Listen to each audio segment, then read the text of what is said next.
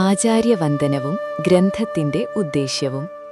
യേഷാം ശ്രുതിപ്രണയിനീ ധിഷണ യദീയ സങ്കൽപ്പകൽപ്പിതതനു പരമേശ്വരോപി തേഷാം മഹീസുമനസാം മഹിനീയഭാസ ഉത്തംസയേ ചിരമുദാരപദാരവിന്ദം.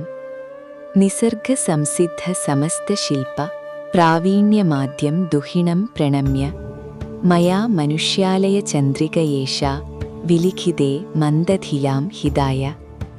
ലളിതമായ അർത്ഥം: വേദങ്ങളിൽ മുഴുകിയ ബുദ്ധിയോടുകൂടിയവരും ആരുടെ സങ്കല്പത്തിനനുസരിച്ചാണോ സാക്ഷാൽ പരമേശ്വരൻ പോലും രൂപം കൈക്കൊള്ളുന്നത്, അങ്ങനെയുള്ള ശ്രേഷ്ഠരായ ആചാര്യന്മാരുടെ പാദാരവിന്ദങ്ങളെ ഞാൻ എപ്പോഴും വണങ്ങുന്നു.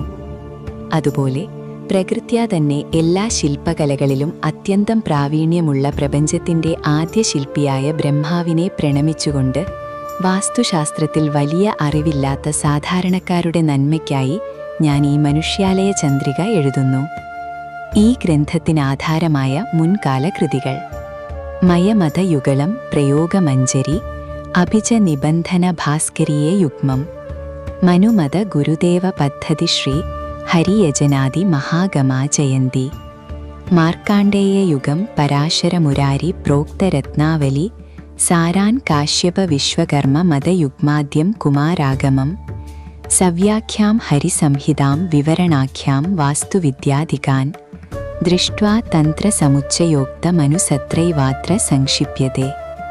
ലളിതമായ അർത്ഥം: ഞാൻ ഈ പുസ്തകം സ്വയമായി എഴുതുകയല്ല ചെയ്യുന്നത്, മറിച്ച് മുൻകാലങ്ങളിലെ മഹത്തായ ശാസ്ത്രഗ്രന്ഥങ്ങളായ മയമതം, പ്രയോഗമഞ്ജരി, നിബന്ധന, ഭാസ്കരീയം, മനുമതം, ഗുരുദേവ പദ്ധതി, ഹരിയജനം, മാർക്കാണ്ഡേയ പുരാണം, പരാശരമതം, രത്നാവലി, കാശ്യപമതം, വിശ്വകർമ്മമതം, കുമാരാഗമം, ഹരിസംഹിത, വാസ്തുവിദ്യ, തന്ത്രസമുച്ചയം എന്നിവയെല്ലാം നന്നായി പഠിച്ച് അവയിലെ പ്രധാന ആശയങ്ങൾ ചുരുക്കിയാണ് ഇതിൽ അവതരിപ്പിക്കുന്നത്.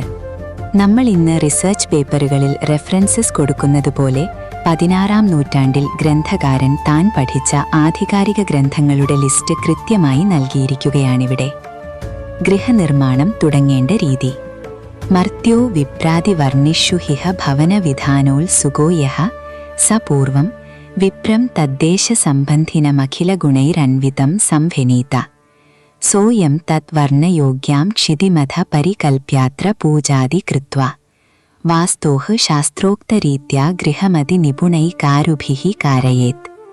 ലളിതമായ അർത്ഥം: ഒരു മനുഷ്യൻ വീടു പണിയാൻ ആഗ്രഹിക്കുമ്പോൾ ആദ്യം ചെയ്യേണ്ടത് എല്ലാ ഗുണങ്ങളുമുള്ള നാട്ടുകാരനായ ഒരാചാര്യനെ ഇതിനായി നിശ്ചയിക്കുക എന്നതാണ്. അദ്ദേഹം വന്ന് ആ ഭൂമി വീടുപണിയാൻ യോഗ്യമാണോ എന്ന് പരിശോധിച്ചുറപ്പുവരുത്തിയ ശേഷം അവിടെ ഭൂമിപൂജയുൾപ്പെടെയുള്ള ആവശ്യമായ കർമ്മങ്ങൾ ചെയ്യണം. അതിനുശേഷം വാസ്തുശാസ്ത്രത്തിൽ അങ്ങേയറ്റം നിപുണരായ ശില്പികളെക്കൊണ്ട് ശാസ്ത്രവിധിപ്രകാരം ഗൃഹനിർമ്മാണം നടത്തണം. വാസ്തുശില്പികളുടെ കൂട്ടായ്മയും 4 വിഭാഗങ്ങളും: വേദാഗമാദിവിഹിതാൻ യവധാര്യ വിപ്രൈഃ കാര്യോ വിധിഃ സകലദേവ നരാലയാനാം തദ്വാക്യതഃ സകലധാമസു മൃച്ഛിലാദേ അന്യോന്യമേളനമുഷന്തിഃ കാരുകൃത്യം സ്ഥപതി സൂത്രഗ്രാഹി തക്ഷകസംജ്ഞശ്ച വർദ്ധകി ക്രമഃ സ്വോചിതകർമ്മണി ദക്ഷ ഗ്രാഹ്യാസ്തേ കാരവശ്ചതുർത്ഥൈതി. ലളിതമായ അർത്ഥം: ദേവാലയങ്ങളും മനുഷ്യാലയങ്ങളും നിർമ്മിക്കുമ്പോൾ വേദങ്ങളിലും ആഗമങ്ങളിലും പറഞ്ഞിരിക്കുന്ന വിധികൾ അനുസരിച്ചായിരിക്കണം. നിർമ്മാണത്തിലേർപ്പെടുന്ന ശില്പികൾ മണ്ണും കല്ലും മരവുമൊക്കെയായി പരസ്പരം ഒത്തൊരുമയോടെയും ആചാര്യന്റെ വാക്കിനനുസരിച്ചും വേണം പ്രവർത്തിക്കാൻ. ഗൃഹനിർമ്മാണത്തിൽ പ്രധാനമായും തങ്ങളുടെ ജോലികളിൽ സമർത്ഥരായ 4 തരം ശില്പികളാണുള്ളത്. സ്ഥപതി, ചീഫ് ആർക്കിടെക്ട് ഓർ എഞ്ചിനീയർ, നിർമ്മാണത്തിന് മുഴുവൻ നേതൃത്വം നൽകുന്ന പ്രധാനി. സൂത്രഗ്രാഹി, ഡ്രാഫ്റ്റ്സ്മാൻ ഓർ സർവേയർ, അളവുകളും നൂലുകളും കൃത്യമായി പിടിച്ച് പ്ലാൻ തയ്യാറാക്കുന്നയാൾ. തക്ഷകൻ, കാർപ്പന്റർ ഓർ മേസൺ, കല്ലും മരവും കൃത്യമായ അളവിൽ ചെത്തി രൂപപ്പെടുത്തുന്നയാൾ. വർദ്ധകി, ബിൽഡർ ഓർ അസംബ്ലർ, ചെത്തിവെച്ച ഭാഗങ്ങൾ കൃത്യമായി കൂട്ടിച്ചേർത്ത് കെട്ടിടം ഉയർത്തുന്നയാൾ. പ്രധാന ശില്പിയുടെ സ്ഥപതിയുടെ യോഗ്യതകൾ: സർവശാസ്ത്രവിഹിത ക്രിയാപടുഃ, സർവദാവഹിത മാനസഃ ശുചി, ധാർമ്മികോ വിഗത മത്സരാധികോ സചസ്ഥപതിരസ്തു സത്യവാക്. ലളിതമായ അർത്ഥം: നിർമ്മാണത്തിന് നേതൃത്വം നൽകുന്ന പ്രധാന ശില്പിയായ സ്ഥപതി വെറുമൊരു സാങ്കേതിക വിദഗ്ധൻ മാത്രമായാൽ പോരാ, അദ്ദേഹത്തിന് താഴെ പറയുന്ന യോഗ്യതകൾ ഉണ്ടായിരിക്കണം. എല്ലാ ശാസ്ത്രങ്ങളിലും അവയിൽ പറയുന്ന ക്രിയകളിലും അങ്ങേയറ്റം സമർത്ഥനായിരിക്കണം. ക്രിയാപടുഹ്.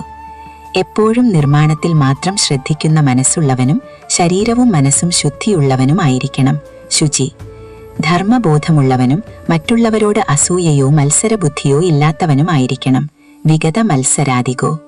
എപ്പോഴും സത്യം മാത്രം പറയുന്നവനായിരിക്കണം. സത്യവാക്.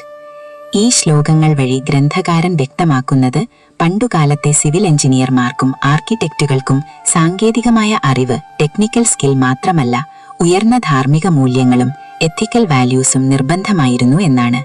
ഒരു നല്ല വീടുണ്ടാകാൻ അത് നിർമ്മിക്കുന്ന ശില്പിയുടെ മനസ്സു നന്നാകണമെന്ന വലിയൊരു സന്ദേശം ഇതിലൂടെ പകർന്നു നൽകാം. വിക്ടോക് വേദമൊഴിയിലെ ഈ ആത്മീയ ജ്ഞാനം നിങ്ങൾക്ക് പ്രയോജനപ്രദമായെന്ന് കരുതുന്നു. സനാതനധർമ്മത്തെക്കുറിച്ചും പുരാണങ്ങളെക്കുറിച്ചും കേരളീയ വാസ്തുശാസ്ത്രത്തെക്കുറിച്ചുമുള്ള കൂടുതൽ ആധികാരികമായ ക്ലാസുകൾക്കായി ഈ ചാനൽ ഇപ്പോൾ തന്നെ സബ്സ്ക്രൈബ് ചെയ്യുക. ഞങ്ങൾ അപ്ലോഡ് ചെയ്യുന്ന പുതിയ വീഡിയോകൾ തത്സമയം നിങ്ങൾക്ക് ലഭിക്കുന്നതിനായി താഴെയുള്ള ബെൽ ഐക്കൺ ക്ലിക്ക് ചെയ്ത് നോട്ടിഫിക്കേഷൻ ഓൺ ചെയ്തു വെക്കുക. നിങ്ങളുടെ വിലയേറിയ അഭിപ്രായങ്ങൾ താഴെ കമന്റ് ചെയ്യുമല്ലോ. മറ്റൊരു ജ്ഞാനവിഷയവുമായി അടുത്ത വീഡിയോയിൽ വീണ്ടും കാണാം. നന്ദി, നമസ്കാരം.